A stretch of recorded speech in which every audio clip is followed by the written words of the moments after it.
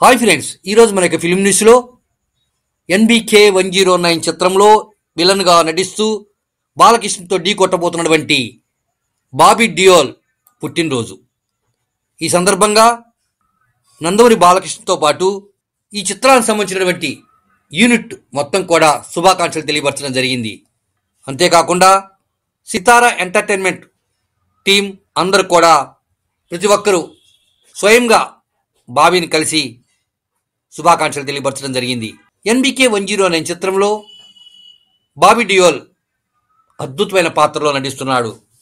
ఈ పాత్ర అంతా కూడా ఈ చిత్రానికి హైలైట్గా నిలబడబోతుంది. ఇప్పటికే ఈ చిత్రం అంతా దాదాపు 90% పూర్తయిపోయి అన్ని రంగాలను సిద్ధం చేసుకొని మే మొదటి వారంలో రిలీజ్ చేయడానికి సిద్ధమవుతున్నారు.